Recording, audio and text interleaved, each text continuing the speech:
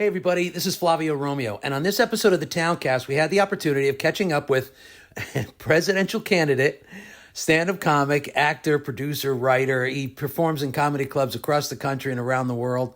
You make sure you go check out one of his shows. He's hysterical. I think you're really going to enjoy Mike Marino. All right, enjoy the episode, everybody.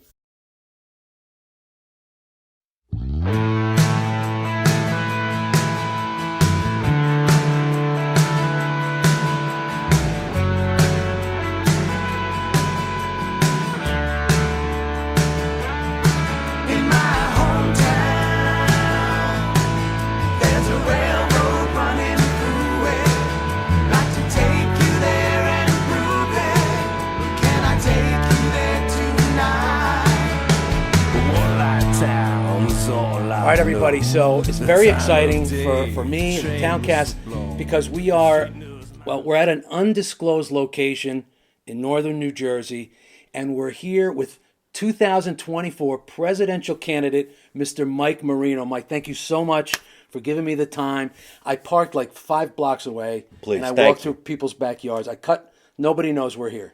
Thank you very much. It's one of those things that, it's a blessing and a curse, I can't wait to get into the White House and do the right thing, but in the meantime, you gotta stay out of the public areas. I can understand that. Yeah. I can understand that. Yeah, that's why when they blindfolded me to come down, to this area, I was fine with that. Sorry about that. No. That was fine. Everybody gets blindfolded when they come here. Yeah. To the area. To the area. When you get inside, then you can take the blindfold off. It's kind of like wearing a mask for COVID, only on the eyes. Right. It's an eye mask, a COVID mask. So tell me, what inspired you to run for the president's position? It's not something I really wanted to do. I mean, I'm a pretty busy guy. I got things to do. But then I saw the world was in turmoil, and I realized, like Batman and Robin, that you got to put that light up in the air that says, we need you. Come and help us. And I felt that calling. Besides, I had a couple of misdemeanors and, some community service that I wanted to wipe out. So I figured if I say yes to running for president of the United States, they would wipe that out. Kind of went under the rug. So this is where we're at. Nice. And you can pardon yourself when you win. I could pardon myself. I usually pardon myself when I burp. I'm like, pardon me. And tell me a little bit about your platform. What are you running on? Like what are your goals? Well, right now I'm running on a treadmill. I thought that was funny. It's working. It's working. I just thought it would be really great if instead of saying make America great again, we said make America Italian again. I gotta give him applause on that one. And I tell people all the time, you vote for me, we give you a free hat and a tracksuit. Make America Italian again. Because, come on. The Italians, what did we do? We discovered America, we fed America, and we built America. So make America Italian again, and then the platform we should all be happy to stand on is going to be, hey, you don't know nothing, you don't see nothing, and you don't say nothing. That's the United States. I like that. Yeah, and I know you've been traveling the country. You're getting a lot of good feedback. In the United States, I've been getting a lot of good feedback. Seems like we're getting a lot of votes, and been getting a lot of votes in Canada. We've been getting a lot of votes in Europe, and even getting more votes in Dubai. I went to Dubai and did a big campaign speech. I told them I went out there because we were hoping that they would vote me into the White House, and they said, sure. And I'm Italian, so I tell everybody, you don't have to vote for me just one time. Vote for me 2, 3 times, 4 if you want. Exactly. What's wrong with that? Yeah. Right? Collect. So this is Mike Marino, stand-up comic. He's been a performer for 1,000 years. He's all over YouTube. He's been on TV. He's been on cable. He's been everywhere, and he's been in every single club across America. Right? How long have you been doing stand-up? I actually started stand-up late in life. I was 29, but I grew up doing TV commercials in New York City. I was on a soap opera for a couple of years back when I was in my 20s. As the World Turns. I was on one episode of As the World Turns. As the World Turns. I was 2 episodes of Guiding Light. a guiding light. I did, the under 5 on Ryan's Hope. I did an under 5 on that one, this one, that one. None of them even exist anymore. Right. Not because of you. No, I hope not. Yeah. Nobody knew it was me. Remember the word under 5, which means you had a couple of lines. Right. They couldn't pay you. They couldn't give you 6 lines because they'd have to pay you more. Pay more. I think it was extra work, under 5, eight lines, day player, recurring character, with contract, no contract. I don't remember what year it was, but I remember I went on As the World Turns, it's a true story, just to play a mechanic. And the other guy was the good-looking guy who was the race car driver, and we became the rivals of the stars on the show. So every time they had us on the show, we basically would just fight. I didn't have many lines and whatnot. But it was during the time where Meg Ryan was a cop on the show. Really? And in the scenes with us was Marissa Tomei. Really? Yeah, she must have been 19 years old. I was probably 21, 22. And you would go there once a week, and it was fun. But, and it wasn't the end-all to end-all to me. I was kind of like, I want to be a movie star. Right. I don't care about this soap shit. I get how much money? It's nothing. Right. And then sometimes you'd be like, oh, you know what? This is a great job. I only have how many lines? I can remember that. And give me the check. I still get paid. Give me the check. And then you hung around with them. Yeah. I remember we used to go down in the Village because this one guy had an apartment down there. He was on the show. I used to see Melissa Tomei all the time. Skinny little kid. Yeah. It's funny. People will ask me sometimes, you weren't on that show. Come on, you really know her? And then you grab your VHS copies that I showed you. I'm like, oh, yeah? Watch this. And you're like, oh, my God, she's like a little kid. Yeah. So she's been performing a long time. Oh, yes. Yes, she had to have been 19 years old. You know how they have vignettes? So we weren't in scenes with Meg Ryan, but she was in the other room doing her scenes with the other people. So you don't really meet them, but you could see that they're there. But then again, nobody was a star. Right. We were just people on the show. Just actors. They had to have had other stars on the show, but I didn't watch the show. My mother did. Yeah, Tommy Lee Jones started in soap operas. See, a lot of actors. I didn't even know that. Yeah, a lot of actors started in soap operas. There's some people getting soap operas, they never leave. Yeah. They're on it for life. Yeah. Which is probably a great career. You know who I've been doing stand-up with in Los Angeles? He's been calling me and asking me to do shows with him, and he found out he's a great stand-up too, and we get along really good. He's a great guy. Sean Kanan. Who's Sean Kanan? Sean Kanan was in the third installment of The Karate Kid. He was the blonde, blue-eyed bad boy in Karate Kid Part 3. Then he went on to do movies and soaps. He's on a soap right now, Bold and the Beautiful. He wanted to do stand-up, so we got together and we started doing some stand-up. He talks about being on the soap. It's really funny. Talks about being in The Karate Kid, and now he's also going to be on Cobra Kai. Oh, is he really? Yeah. Ah, that's cool. With Ralph Macchio. They're bringing everybody back on. That's a great show. It is a great idea. I hope they'll put me in there. Come on. I can't even throw a punch anymore. Ow. Well, once you become president, then everybody's going to want you. Yes, once I'm president, I'll be on all the talk shows. Right. You'll be on every show. So when did you... Now, you said you were starting commercials when you were a kid. How old were you when you started? I think the first TV commercial I did, I was probably like 14 years old. Do you remember which one it was? Yeah, AT&T. Remember when you used to go to a payphone? Yeah. Payphone? A payphone on the street. What's a payphone? Right? Does anybody even know that term? And it was a dime. Oh, wait a minute. AT&T, I was a soldier making a phone call. And they used to say the jingles. There was always the jingle. I forgot how the way the song went. So, you're dialing. You're supposed to look like a cadet. Right. A cadet calling mommy. And I'm pretty sure it was a dime. Then it went to a quarter. And you got the bug. Oh, God, yeah. I had the bug since I'm a kid. Yeah. Yeah. When I was like 6, 7 years old, I would watch TV commercials and then regurgitate it to my family. Hey, look at me.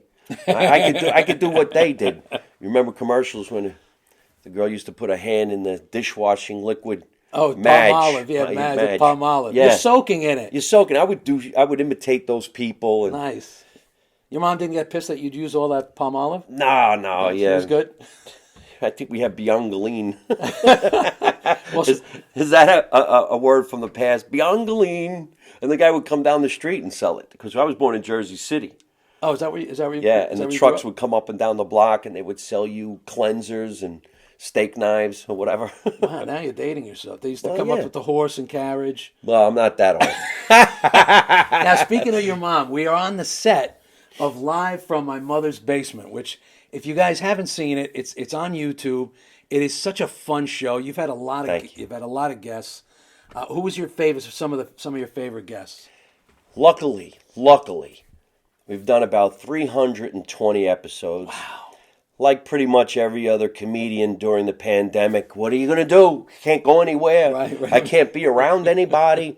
So you lock yourself in your basement, Yeah. which I would have been here anyway. I love it down here. This is the traditional real basement. Yeah, this is an Italian basement. Oh, yeah. The stove is in the corner. And whether you call it sauce or gravy, that's where it was being made. Or what do you call it? Gravy. Right. Well, thanks everybody for tuning in. We got to go. Where were your parents from? Duronia May they rest in peace. Campobasso. Ah, Campobasso. Yeah. Oh, The okay. Abruzzese. Yeah, Abruzzese. My mother was Abruzzese, and she said gravy, and she was born in that little town, so it can't be a Jersey thing for her. Yeah. She explained it. Hey, okay, gravy, there's meat, there's brajol, there's meatballs, and everything is in sausage. here. Right. But if it's not, then it's sauce, and it's called marinara. All right. Well, there She you never go. said marinara. She said marinara. Marinara. Of Eh, course. marinara. No, yeah. Then when you come to America, you put a D at the end. Marinade. Yeah, something like that. My You mother would start go like dropping this. vowels. As long as you don't open a jar, I don't care what you call it. You Right. open up a jar, your mother's going to have a heart attack. Yeah, exactly. And my mother once tried because she heard all about Chef Boyardee. Chef Boy, I was born in Italy. When we first moved, Chef Boyardee. So finally, she bought a can of Chef Boyardee and made it for the family. Everybody took one bite, and we just pushed the plate into the center of the table. My mother apologized and took out something else from the fridge, which is an amazing thing. I'm sure your mother was the same way. You could look in the fridge and see nothing to eat. And in about 20 minutes, she'd have a table full of food that's just unbelievable. I don't know how they did it, It's so true. right? And just amazing. Did you have the big Italian dinners and Oh, yeah. Sunday dinners? We never ate upstairs. Everything took place down here. Nice. Chef Boyardee, I remember when we were kids, he did say to my mother once, everybody in school, Ma's having these raviolis in a can.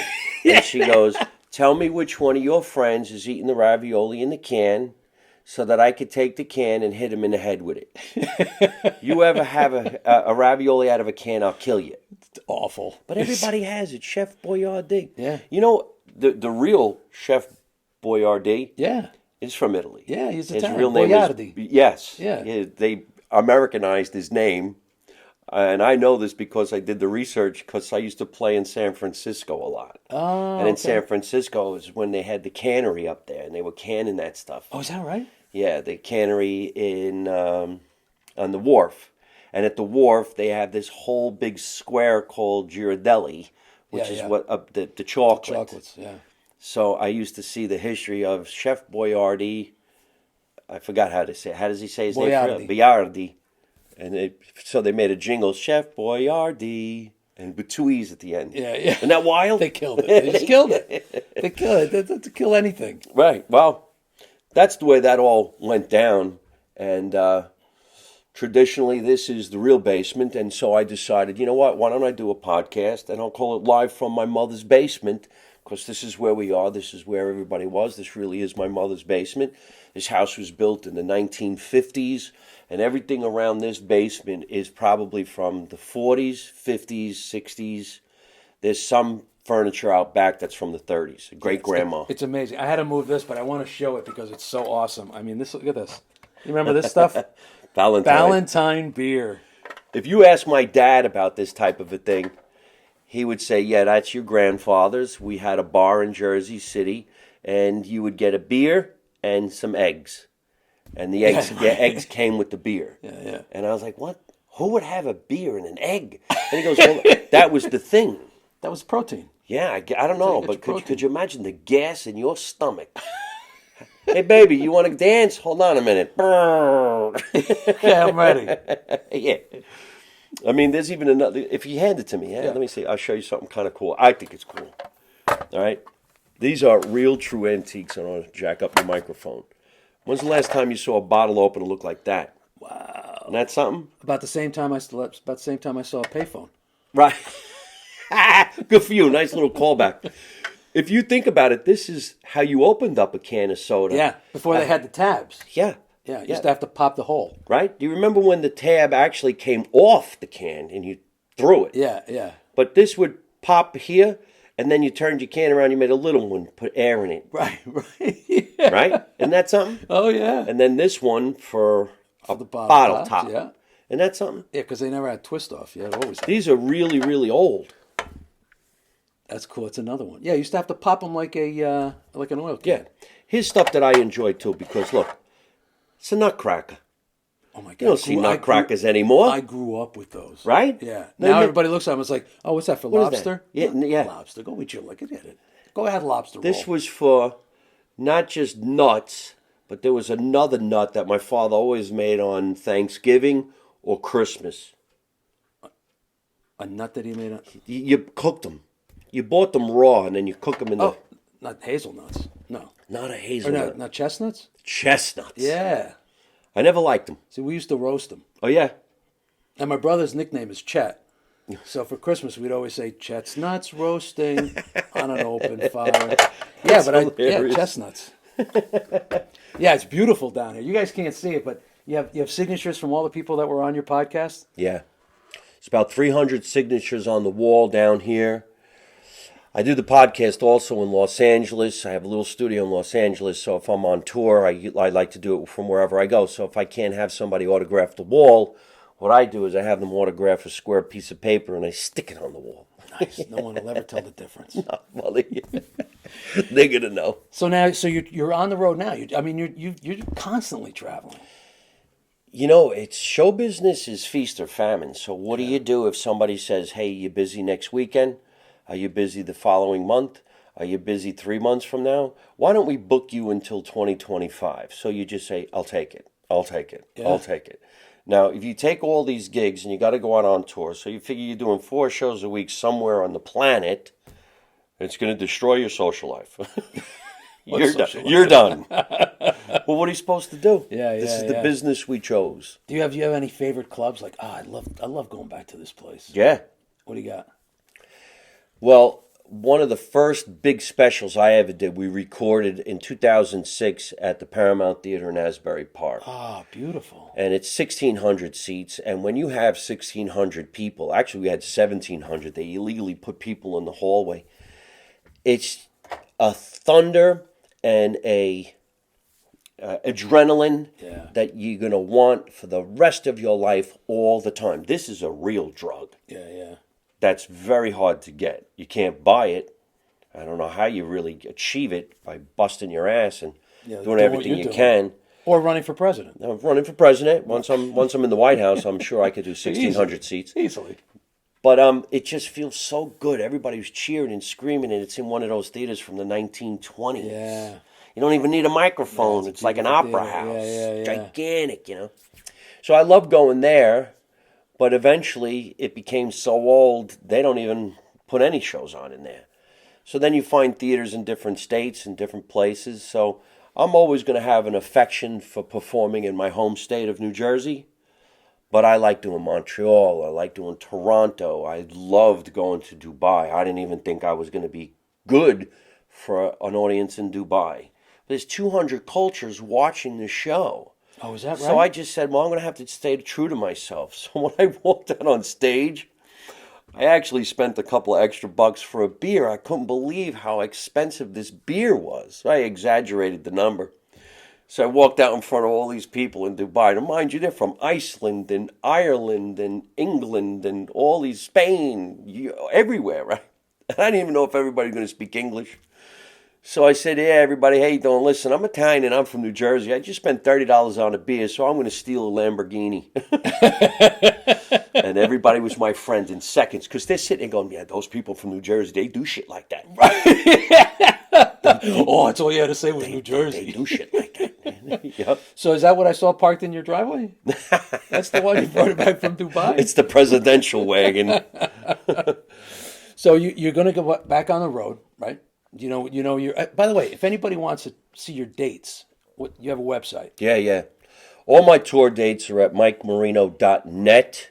All my social media is at Mike Marino Live, where you can watch the YouTube channel and the Instagram and all this stupid, crazy shit that I do on the internet. Yeah. It's hard, you got to stay on top of this because there was a time when we didn't have that. Right. You just put a went out dime in word a of mouth. payphone. Yeah. Now you can't find a payphone, and if you do, it's probably worth a lot of money. I'd like to have one. Yeah. I'm trying to find a rotary phone for the house. Oh, really? Yeah, because could you how fun it would be to would have answer a to- rotary phone? Yeah, it would have to be in the basement. It's got to put it in the basement.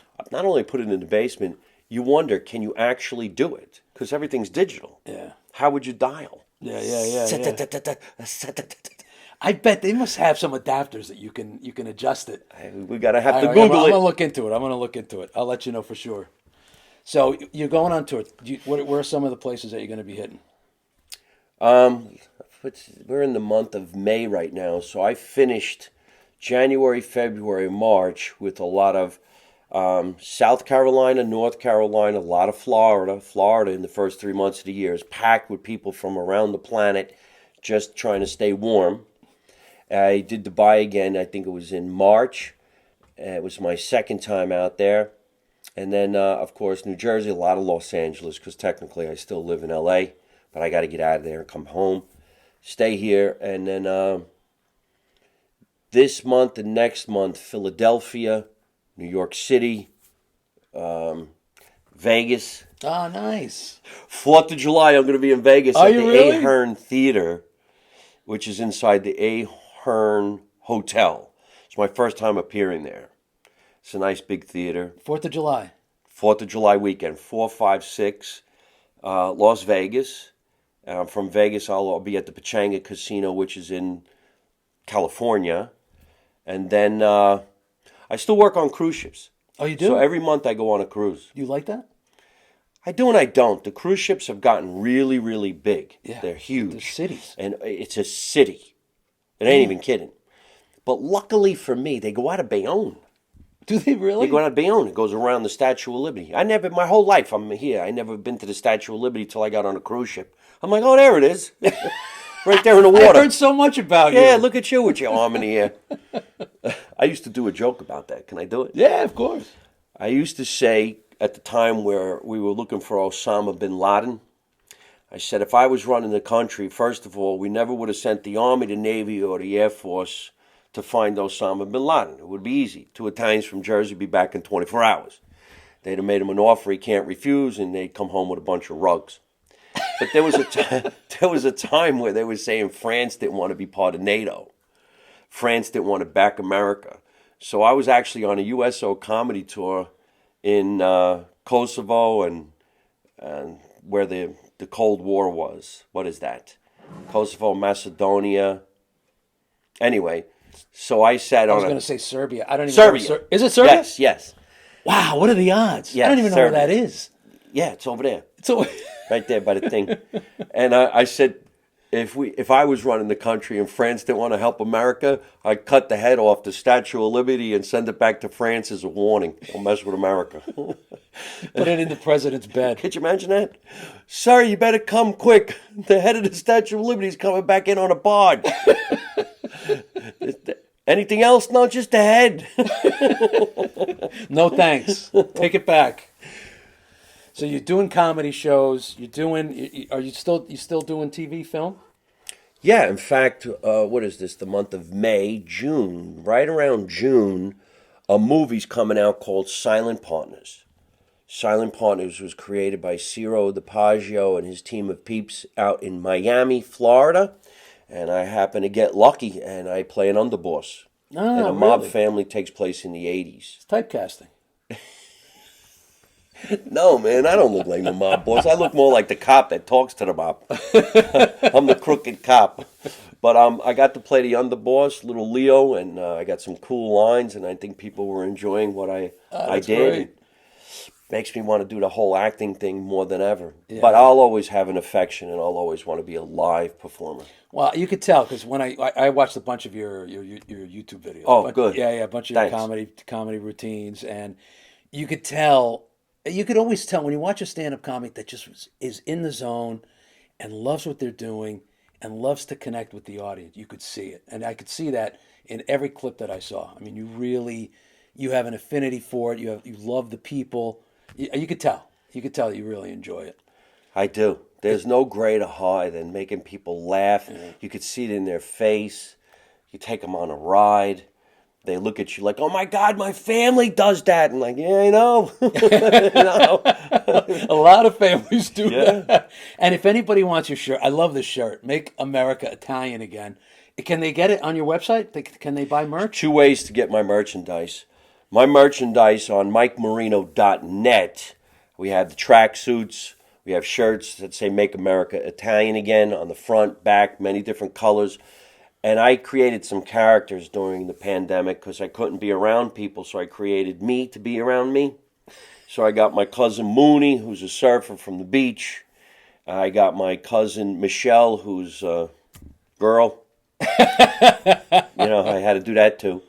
And my Uncle Tommy, which is based on a real person. My Uncle Tommy was a cross between Lieutenant Columbo and Archie Bunker, and he used to say the funniest things when we were kids.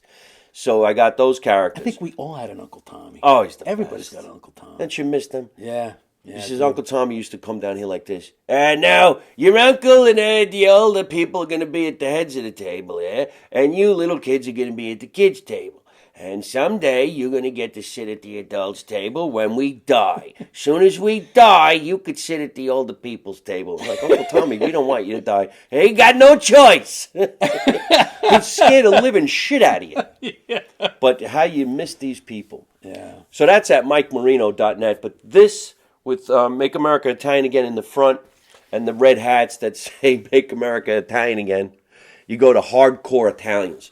Hardcore Italians have an incredible They have site. Great merch. Oh, so you know. Oh, yeah, they have great merch. Hardcore Italians, a little deal with me. Yeah. Go say hello to the Hardcore Italians. They got a lot of great merchandise, Italian horns and tracksuits and hats and stuff like that. So we're doing my thing over there with them. And beautiful. Great guys. And I feel like we need to talk to whoever has MikeMarino.com. We're gonna have to go talk to him because clearly he shouldn't have this. MikeMarino.net. I don't know who has MikeMarino.com, but he's had it for a long time. Yeah, well, we'll talk to him. We're going to talk to him. We'll make him an offer. You know what? Leave the website, take the cannoli. That's it. Leave the domain, take the cannoli. Hey, here's a little wild story. The other day, I went and did my podcast, and I had this young kid. Maybe you saw him at the PaisanCon. Which one? Oh, Giuseppe. Yeah, Giuseppe. So I went to Giuseppe's garage. Yeah. I went there. You did? Yes. I want to get him on. We're going to call him when we're done. Yeah, absolutely. This 12-year-old kid is so damn intelligent. I mean, it's sick. Unbelievable. So we're doing a podcast, and I said to him, you got this big old school black Cadillac from the 50s. Oh, my mother and father, they got married in that. And I says, no kidding. He goes, you'll notice there's no running boards. And I'm like, yeah, I always noticed that there's no running boards. Like I knew what he was talking about. And then he goes like this, you see that grill on the wall? I says, yeah. He goes, that was the grill that was in the front of the Cadillac that was in The Godfather. No. I'm like, what the hell are you talking about? He goes, yeah, my father's friends with this guy. He let us have the grill. And I go, you mean from the Cadillac when he was driving down the street and he makes that U-turn and he says, we're not going to Jersey, whatever? Yeah. And he goes, no, that wasn't a Cadillac. That was my father's friend's car. It was this type of car. But that grill is from the car that followed Michael when he finally saw Kay after all those years. And he said, we're going to try to be legitimate. And the car's following him. And I go, yeah. And he goes, oh, that grill is right over there. I'm like, please tell me this. How is this even possible at 12? What happened to the rest of the car? That too. So the kid is telling you this. Yeah, but I saw it. Yeah, I saw the unbelievable. pieces. I saw what he was doing. Yeah, he's great. So this is we met at PaisanCon. And listen, I know we had a bunch of friends that came to PaisanCon. You got to make sure next year when you see it, we're going to start advertising it. Make sure you go to PaisanCon. You're going to see Mike. You're going to see a lot of tremendous actors, actresses. Giuseppe's Garage. You get a chance to meet all these people. It's tremendous. It was great to meet you there and see everybody. Giuseppe's Garage is a great internet show. He's got millions of followers. Unbelievable. What he does, him and his father and his mom and his two sisters, is just genius. He really does know what he's talking about. Yeah. He said to me, at 2 years old, I took this Phillips head screwdriver and I pulled out this screw and I'm like, I like this. I'm like, at 2 years old. What? First of all, why are you playing with a screwdriver? Yeah, where'd you even get it? But the PaisanCon was great. You got to meet all your celebrity friends that you admire from either back in the day or today. I was really, all I wanted to see was Kathy Moriarty. I know, unbelievable. I asked her, I said, are you Italian? She said, no. Yeah. I said, do you have any Italian in your blood? No. I said, do you like Italian food? Yeah. I said, well, that's enough. What's his name was there too? Eric Roberts. I asked him the same thing. I'm like, I didn't know you were Italian. He goes, I'm not. I'm like, oh, okay. You like Italian food? Yeah. Okay. I didn't get to meet Eric Roberts. Shit. Yeah, he was I was good. in the other room. Did you see Paul Giamatti? No. Paul Giamatti was there. He was walking around. Lorraine Bracco, of course, was there. Yeah, it was great. But listen, enough about that. And forget about MikeMarino.com. He's not going to exist much longer. MikeMarino.net. Once I get in the White House, I'll have a couple of .coms. Yeah. Make America Italian Again .com. Make sure you write them in when you go to the voting booth in November. Write them in and let's make America Italian again. Don't even wait for November. Go now. Yeah. You know what? Start now. That's a good idea. Get in line.